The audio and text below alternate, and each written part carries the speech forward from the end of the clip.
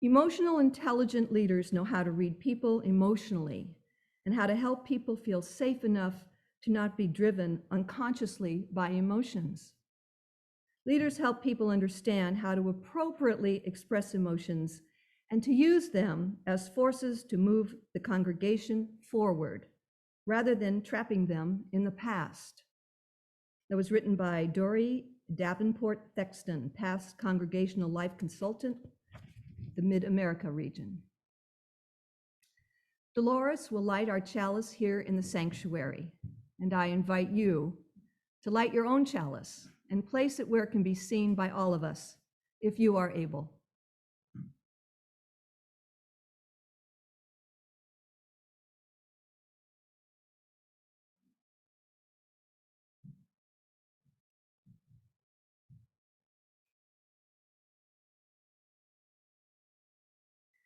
At times, our own light goes out and is rekindled by a spark from another person. Each of us has cause to think with deep gratitude of those who have lit the flame within us and the community. Before we sing the first hymn, let me remind you at home to leave yourselves muted.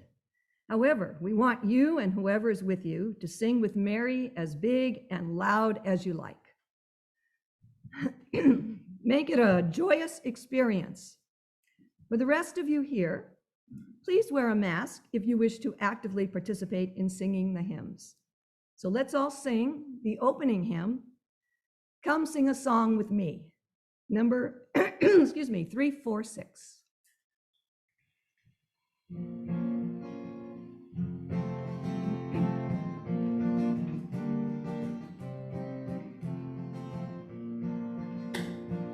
Come sing a song with me. Come sing a song with me.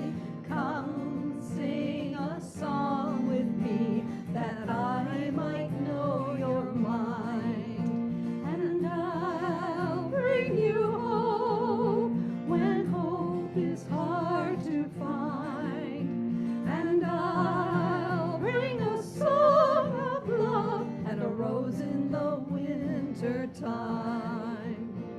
Come dream a dream with me.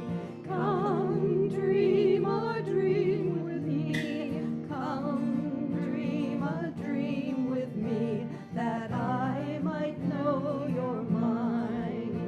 And I'll bring you hope when hope is hard to find. And I'll bring a song of love and a rose in the winter time. Come walk in rain with me.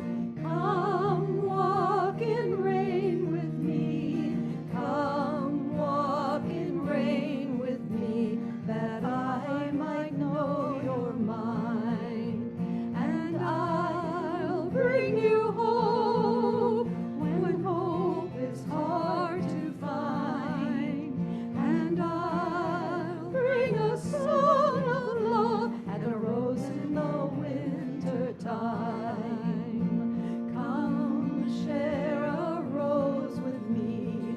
Come share a rose with me. Come share a rose with me, that I might know your mind. And I'll bring you hope when hope is hard to find. And I'll bring a song of love and a rose in the winter time.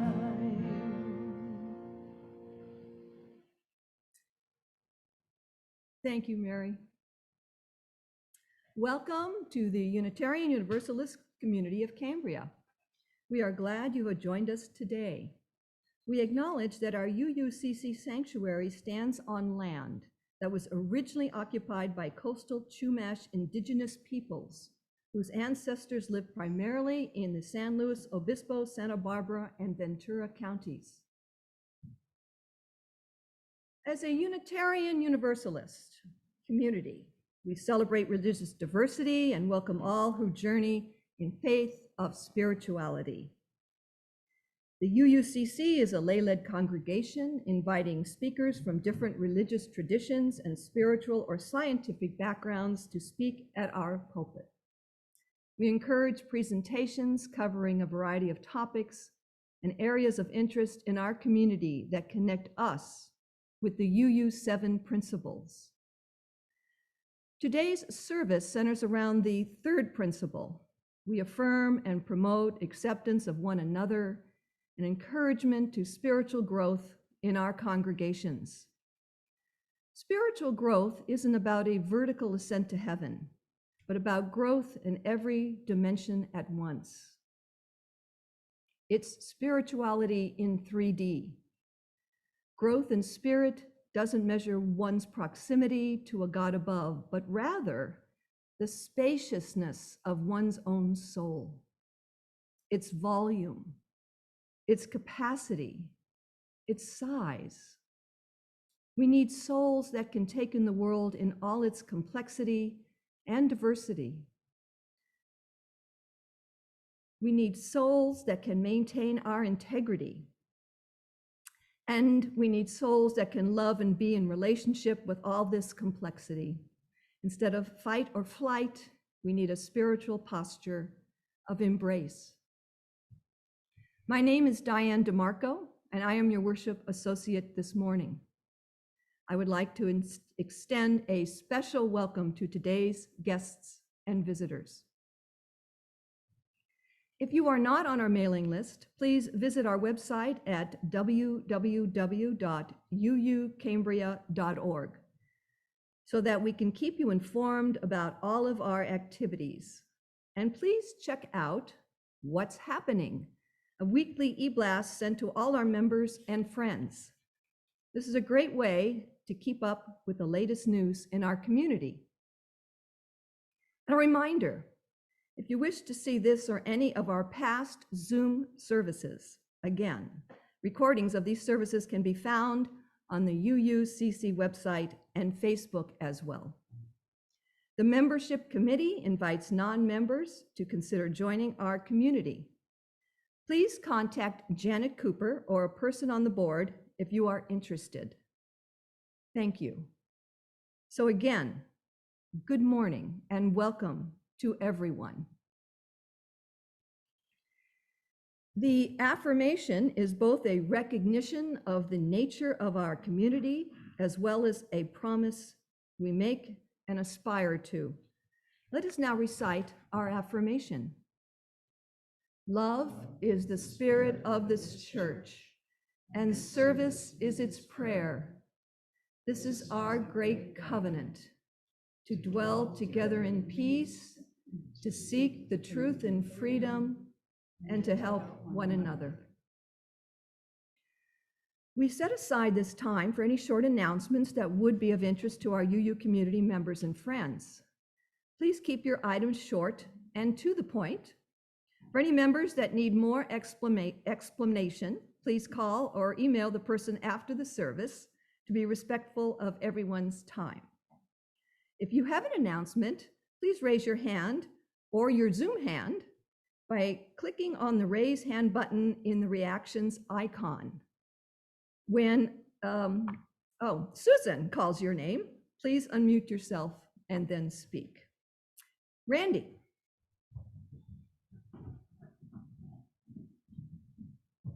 Hello, it is that time of the month again. The worship committee is meeting via Zoom tomorrow at 5 o'clock. So all members of that committee, please be in attendance. If you are interested in joining us in the meeting, which you're all welcome to do, just send me an email and I'll get you the link. All right, thanks. Tomorrow, 5 o'clock.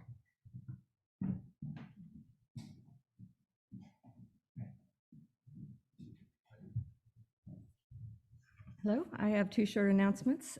Today is Fourth Sunday, and for those of you who don't know, this program is approximately 10 years old and has allowed our congregation to donate thousands of dollars to local charities. It's been an excellent program. Please support it. This month we are taking our donation for Green Space. Green Space is our local organization whose aim is to maintain and improve the environmental diversity and cultural well-being of San Luis Obispo County's North Coast. So please donate to this very worthwhile organization. Second announcement, again, Creek to Coast cleanup effort is soon to be underway. And this project was initiated by Bill Lakin many years ago.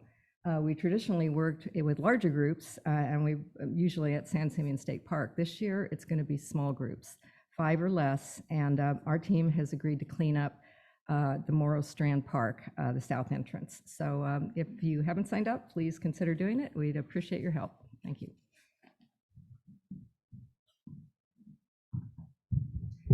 Stick that up there. There is a potluck this month. The August potluck is next Saturday night, August 28th, at the home of Rebecca and Ted. The details are in the newsletter. The address, phone number, email address is all available there.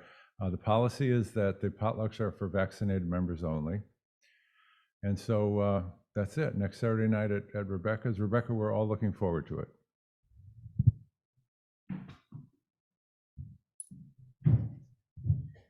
Okay, Susan, I think that's all in the sanctuary for now. Okay, great. It looks like we have Chris with her hand raised. If you would please unmute yourself and make your announcement, Chris. Yes. Good morning. It's back to school time, and I got an email from Danilda Reyes, who is our link coordinator in Cambria for the middle school and elementary school. And she said that donations for school supplies were really down this year. So what I am going to propose is that we put a box in the sanctuary for those people who are coming into the building, if you would like to donate. Everything from pencils and notebooks and folders and pencil pouches, colored pencils, glue sticks. I'll put a list in the newsletter for this week of things that she's asking for. And if you don't want to come into the sanctuary, if you're still trying to avoid being inside, you can certainly leave it at my house, 5172 Hillcrest. Just leave it in a bag on the front porch, and I'll make sure that it gets down to the school. So thanks, everyone. Thank you, Chris. And back to you, Diane. Okay, I have one more announcement. They say we're smart and we do know you have items to make our budget grow. Accessories, memorabilia, certificates from Cookie Crock, you know. Auction. We got our auction. We have a date, we've picked it out, October 16th, 4 o'clock. Get dressed up all in 60s clothes, donate items like heirloom tomatoes. Auction. We got our auction. Little helpers, I see you're wanting to give items. You helpers, it's been 1 year since it's been here. Here comes the auction. Donate stock options. And I say it's all right. Apples, peaches, pumpkin pie. Be creative, girl or guy. Make a dinner, pizza, or candy. Lead a candle ceremony. Ready or not, here it comes. Last year was so much fun. When we were younger, so much younger than today, we never needed to raise money in any other way. But now those days are gone, the auction's on for sure. Now it's time to make the bread, bake brownies to be sure. Help us if you can by making planters, candles, beer steins, art, or decanters. Help us get our feet back on the ground. Won't you please boogie with me? Community.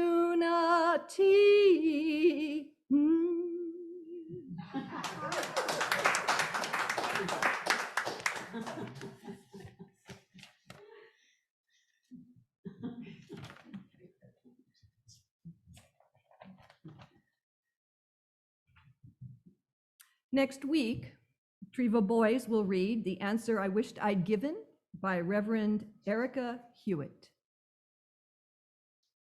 Sharing together some of our personal and significant joys and concerns brings us closer as a faith community.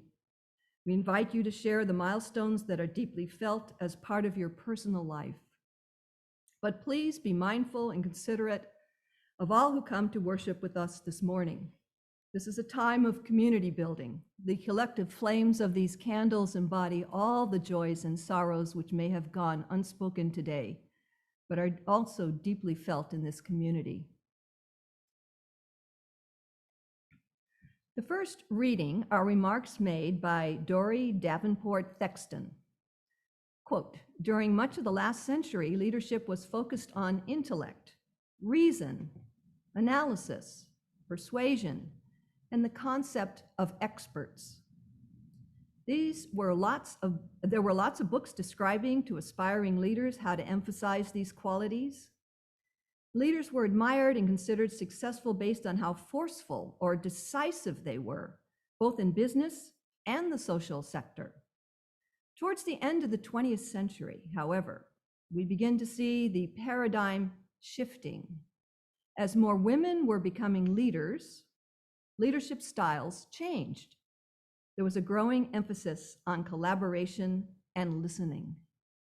The book Emotional Intelligence by Daniel Goleman was published in 1995. The initial definition of EI, emotional intelligence, was the array of skills and characteristics that drive leadership performances. Further exploration of the EI concept by other authors described behavioral traits and the ability to process information, emotional information, using it to navigate the social environment. As we consider skills needed by leaders in our congregations in the coming years, it is clear that these emotional intelligence characteristics will be important. Paying attention to social interactions and understanding the complex social problems that arise in our faith communities. Being empathetic, recognizing the feelings of other people, listening deeply, and being self-aware, controlling one's emotions, and regulating anger.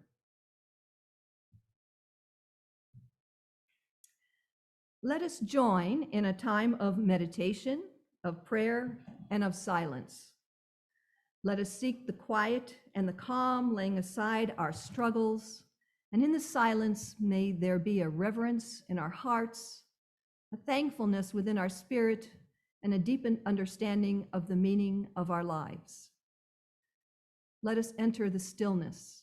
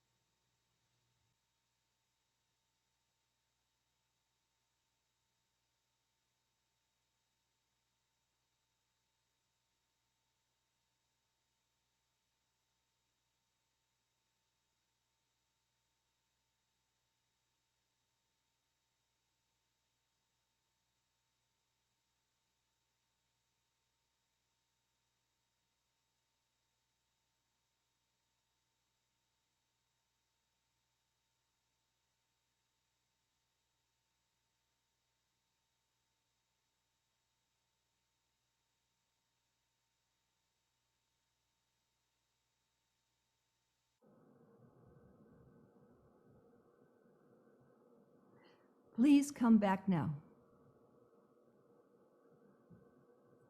The second reading is a continuation of remarks made by Dory Davenport Thexton. With emotional intelligence, or EI, we also see connections to other important leadership concepts. In systems theory, effective leaders are described as managing anxiety of others and their own.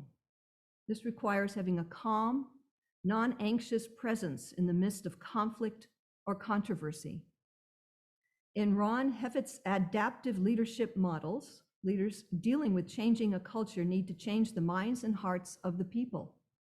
This is done through listening and empathizing, coupled with holding out the vision for the future, and also by paying attention to social interactions within the community. Perhaps most importantly, people need to feel safe in religious community. Transformation, growth, and spiritual depth are not possible when people feel that their congregation is not a safe space.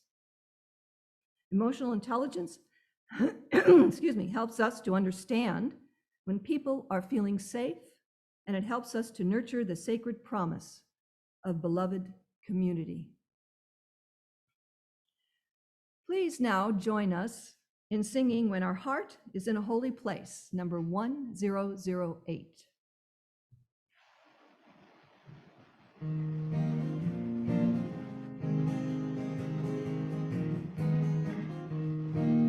When our heart is in a holy place, when our heart is in a holy place, we are blessed with love and amazing grace. When our heart is in a holy place, when we trust the wisdom in each of us, every color, every created kind, and we see our faces in each other's eyes, then our heart is in a holy place.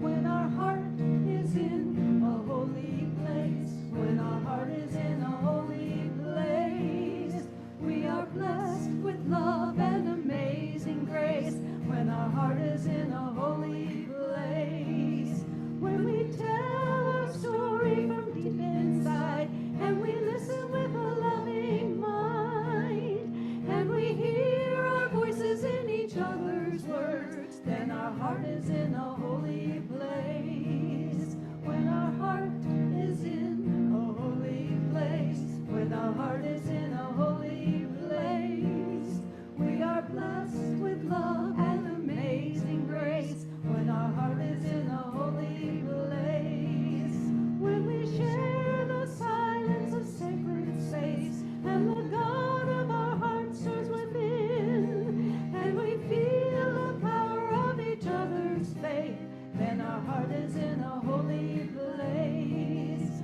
When our heart is in a holy place, when our heart is in a holy place, we are blessed with love and amazing grace. When our heart is in a holy place, when our heart is in a holy place. Thank you, Mary. Today's sermon is titled Emotionally Intelligent Leaders, to be delivered by Dolores. The sermon covers the following principles. Principle 3, acceptance of one another and encouragement to spiritual growth in our congregations. And principle 4, a free and responsible search for truth and meaning. Dolores?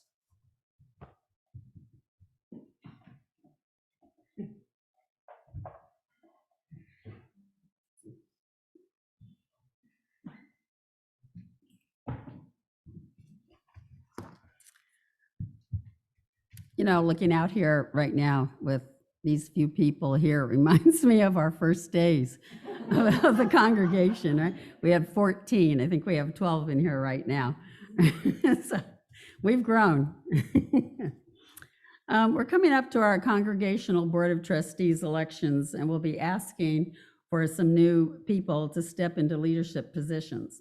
I thought it'd be good for us to do a little research on what components and competencies would be good for leadership in our congregation. As Diane read in one of the earlier readings, our ability to grow as a community is in large part due to the emotional intelligence and competencies of the leaders that we have. My research, so slide 1. Thank you. My research took me to a book by best-selling author Daniel Goleman, The Emotionally Intelligent Leader. Daniel Goleman is an internationally known psychologist who lectures frequently to professional groups, business audiences, and college campuses. As a science journalist, Goleman reported on the brain and behavioral sciences for the New York Times for many years. His 1995 book, Emotional Intelligence, was on the New York Times bestseller list for a year and a half, with more than 5 million copies in print worldwide in 40 languages, and a bestseller in many countries. Apart from his books on emotional intelligence, Goleman has written books on topics including self-deception, creativity, transparency, meditation, social and emotional learning, eco-literacy, and ecological crisis. If you can, while you're listening to this, please apply these concepts to yourself and to people you know. The actual content I'm about to read is from Key Step Media. They teach and present his concepts in a very concise manner. So here we go. Daniel Goleman found the most effective leaders are alike in one crucial way. They all have a high degree of what has become known as emotional intelligence. It's not that IQ and technical skills are irrelevant. They do matter, but mainly as threshold capabilities. That is, they are the entry-level requirements for executive positions. He says, along with other recent studies that clearly show emotional intelligence is the essential ingredients in effective leadership. Without it, a person can have the best training in the world, an incisive analytical mind, and an endless supply of smart ideas, but he still won't make a great leader. So what does emotional intelligence mean? It refers to a different way of being smart. Emotional intelligence is a key to high performance, particularly for outstanding leadership. It's not your IQ, but rather it's how you manage yourself and your relationships with others. Slide 2, please. So I understand this slide is a little fuzzy, so I'll explain all of these. There are 4 domains and 12 competencies in the Daniel Goleman model of emotional intelligence. The 4 domains on the top are self-awareness, self-management, social awareness, and relationship management. So we'll cover each of their competencies. First, what is a competence? A competence is a skill to perform a role or a task. There are 2 types of competency: threshold competencies and distinguishing competencies. Threshold competencies are the minimum one needs to handle the cognitive complexity of a given task. Distinguishing competencies are those traits found in the highest performers that set them above the average. Daniel Goleman and Richard Boyatzis analyzed the internal competency models of dozens of organizations to identify distinguishing competencies common to all, and built their model of emotional intelligence from that data. Emotional self-awareness lies at the heart, so you can see that under self-awareness. So emotional self-awareness lies at the heart of emotional intelligence. Emotional self-awareness is the ability to understand our own emotions and their effects on our performance. You realize how your feelings affect you and how well you're doing. Your values and sense of purpose help set your course of action. Emotional self-control, also known as, and that's under now, self-management. Emotional self-control is known as emotional balance, is the ability to keep your disruptive emotions and impulses in check to maintain your effectiveness under stressful or even hostile conditions. With emotional balance, you recognize disruptive emotions that get in the way, like high anxiety, intense fear, or quick anger, and you find your ways to manage your emotions and impulses. You stay calm and clear-headed under stress, even under crisis. Positive outlook is the ability to see the positive in people, in situations and events. It means persistence in pursuing goals despite setbacks and obstacles. You can see the opportunity in situations where others would see a setback that could be devastating, at least for them. The achievement competence means that we strive to meet or exceed a standard of excellence. We look for ways to do things better. We set challenging goals. We take calculated risks. There's a big paradox about achievement orientation, and that is when you have positive goals, it's very helpful. But if you stay in this overdrive all the time and try to drive other people at the same pace, you can become a toxic leader. Even though achievement drive helps you get to your career goals, it may make you unhappy in life.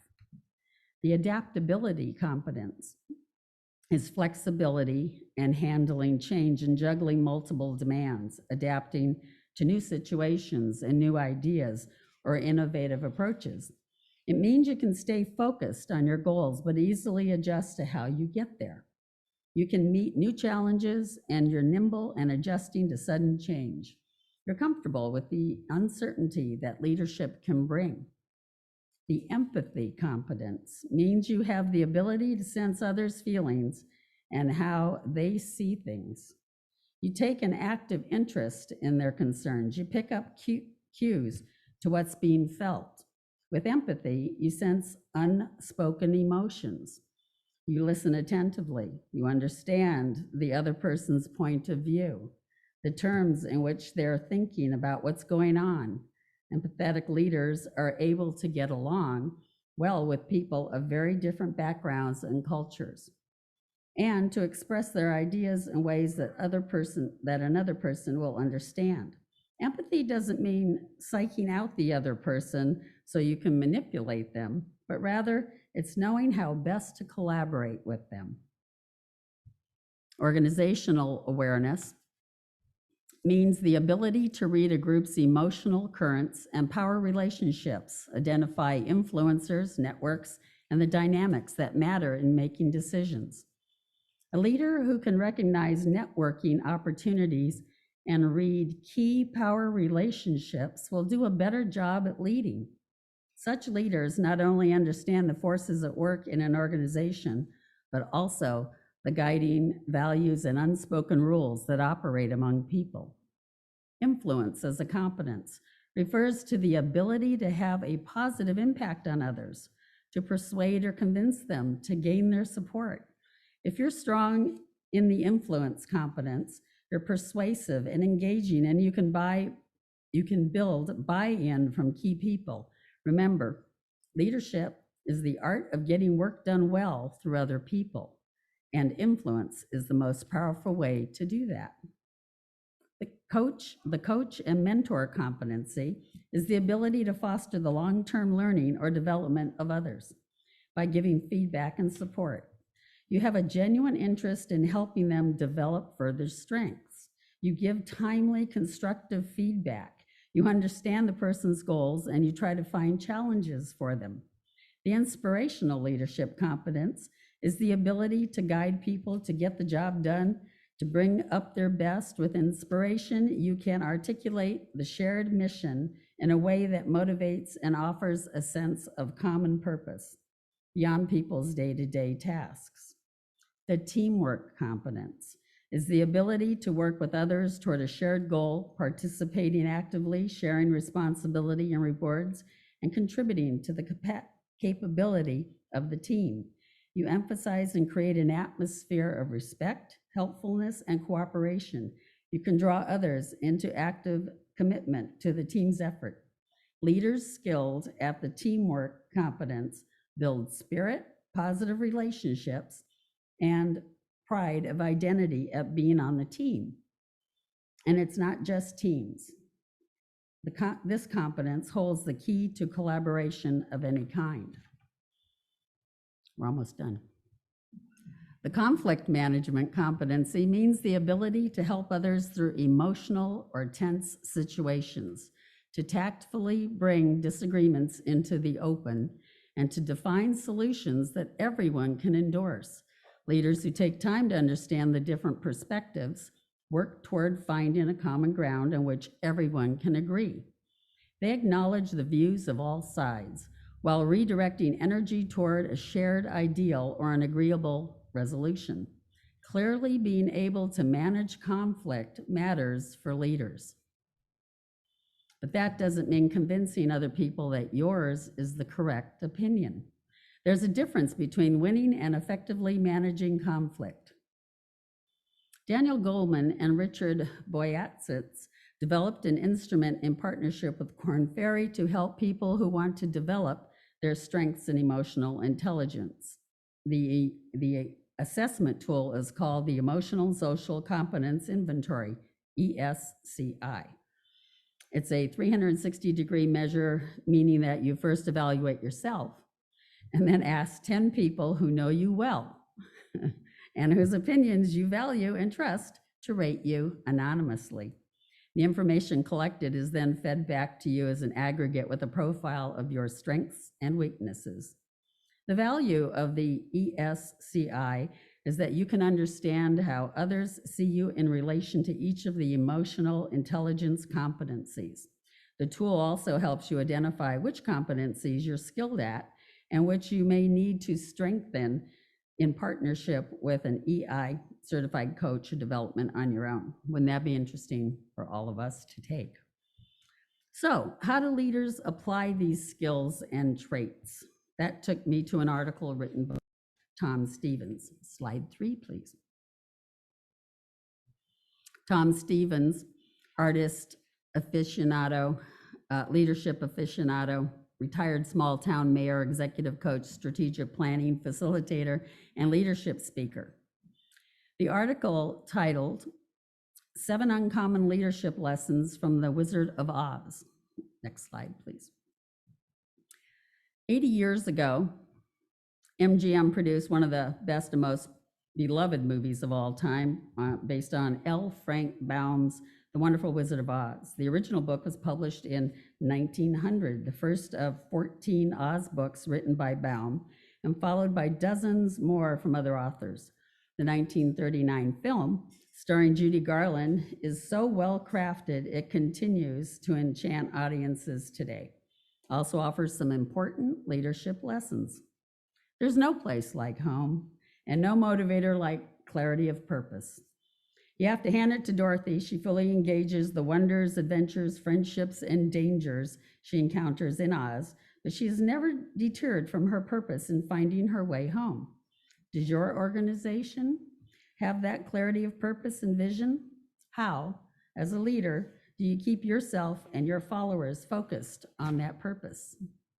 Exceptional teamwork derives from aligned WIIFM. What's in it for me? The reasons why each of the protagonists want to go to Oz are different, but the destination is the same. Everyone needs to get to the Emerald City to see the wizard. The journey is safer and more productive traveling together, and ultimately the Scarecrow, Tin Man, Cowardly Lion, and Dorothy become a powerful team that defeats their nemesis and creates a better future for Oz. Great causes must accommodate individual purposes. Effective leaders seek to understand the personal needs and motivations of followers and help to align individual purposes with the higher purpose of the organization. Head, heart, courage, and spirit are cornerstones of character. The Scarecrow needs a brain, Tin Man a heart, Lion courage, and Dorothy her home. One reason the Wizard of Oz endures is because it deeply resonates with our experience of the human condition. We recognize that to be our best as a human or team or leader, we must draw from head, heart, courage, and spirit. Yet none of us are fully complete in these respects, and our endeavors are often interdependent. The leaders we need for today's world, not to mention tomorrow's, are those who have significant mastery of these 4 benefactors of character: wisdom, humanity, courage, and resilience, and who also recognize their limitations. Deal with what comes at you, but don't lose faith. Just when you think it can't get worse, here come the flying monkeys. So deal with it. Companies that sustain success face brutal reality head on, while at the same time never lose faith in their ability to prevail, notes Jim Collins in his book, good to great. Collins observes the good to great companies faced just as much adversity as the comparison companies, but responded to that adversity differently. They hit the realities of their situation head on. As a result, they emerged from adversity even stronger. The world is full of lions and tigers and bears. Oh my. Wise leaders keep their people moving down the yellow brick road. They deal head on with obstacles, stay true to their values and mission, and always expect and give help along the way. Understand the difference between a role and who you really are. The wizard manipulates trappings of wizardly power to evoke fear, awe, and respect, but is able to provide genuine help only after he is engaged as a real person. Both wizards and leaders do well to present a powerful facade of office to the world, and at the same time, cultivate personal authenticity that sustains engagement with followers. Believe your own press clippings and ignore that person behind the curtain at your peril. It is in authentically connecting to other people that real leadership magic begins. Framing can produce magical results. Exceptional leaders can foster change by reframing how their followers look at the world. With the right frame, doors that seemed closed are open. Paths appear in the wilderness, and people suddenly possess what seemed out of reach. Scarecrow seeks a brain, but the wizard reframes the circumstances and produces a positive outcome. Why anybody can have a brain? That's a very mediocre commodity. Every pulse-animous creature that crawls on the earth or slinks through slimy seas has a brain. Back where I come from, we have university seats of great learning, where men go to become great thinkers. And when they come out, they think deep thoughts and with no more brains than you have. But they have one thing you haven't got, a diploma. Therefore, by virtue of the authority vested in me by the Universitaritas Commercioratium e Pluribus Unum, I hereby confer upon you the honorary degree of THD, Doctor of Thinkology. Framing based on smoke and mirrors ultimately is exposed as a sham. Framing based on substance, true wisdom, humanity, and courage provide deep value that change lives. No one else can do it for you. At the end of the movie, Galinda, the good witch, informs Dorothy that she has always had the power to go home. Why didn't you tell me? Dorothy rightly inquires, only to be told, because you have to find out for yourself. Some things you simply have to experience for yourself, and leadership is one of them. While perhaps informative, reading a book does not fully equip someone to ride a bike, drive a car, fly a plane, or be a leader. All of these things require experience. Reflection on experience in a way that informs how to handle future experiences is the fundamental key to development. Leadership is a developmental process. Help along the way is essential, but no one else can develop for you. Next slide, please.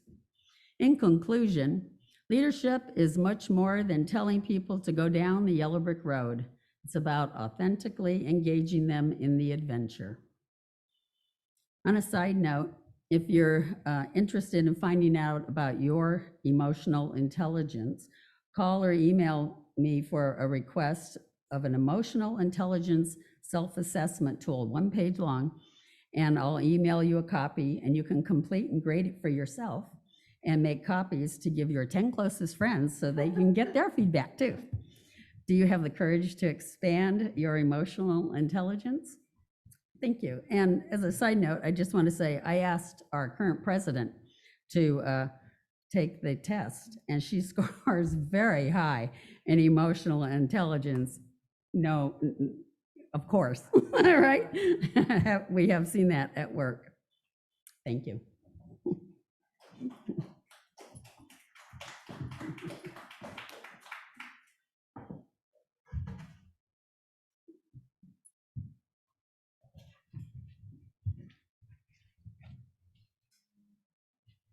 Thank you, Dolores. The morning offering will now be given and received. Please keep in mind that our congregation is entirely self-governed by the democratic process. One of the privileges of our free church tradition is to provide all of the financial support for our many ministries from among ourselves. So, generosity, therefore, is one of the spiritual values we recognize as central to our personal and our institutional well-being. You are invited to participate in the blessing of giving. For those at home, please use one of the methods shown on the screen. Thank you.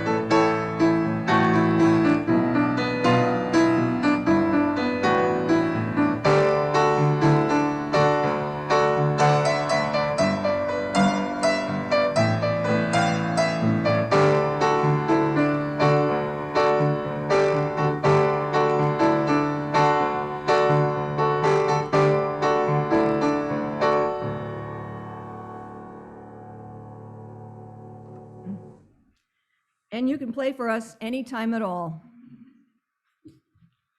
Our thanks for all the gifts given and received and the work of this community.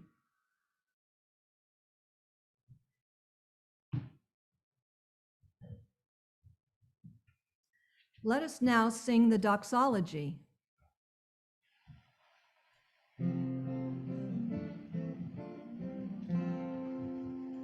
From all that dwell below the skies, let faith and hope with love arise. Let beauty, truth, and good be sung through every land by every tongue.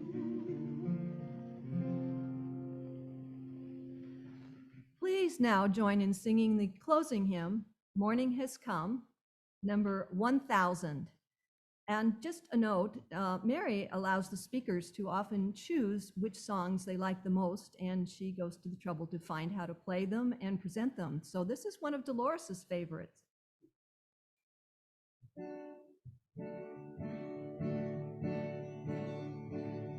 Morning has come, arise and greet the day. Dance with joy and sing a song of gladness. The light of hope here shines upon each face. May it bring faith to guide our journey home. A new day dawns, once more the gift is given. Wonder fills this moment shared together.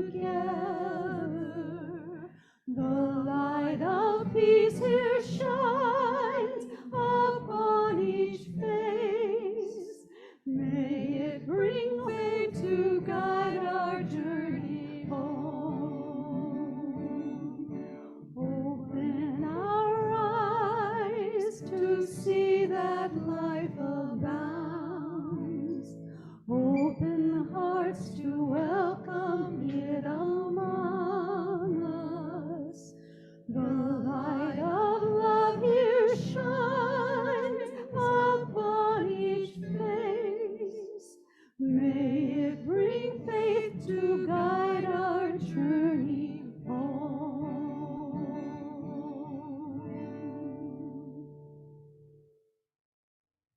Let us now recite the valediction.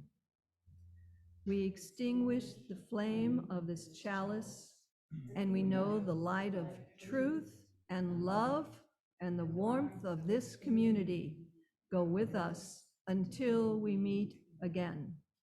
Please extinguish your chalice at home now.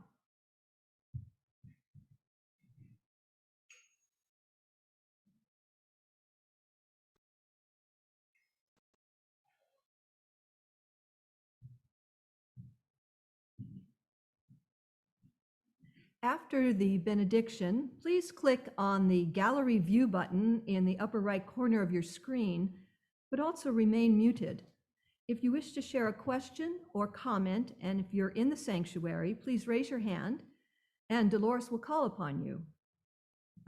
Susan will call upon you if you raise your Zoom hand. So, Dolores.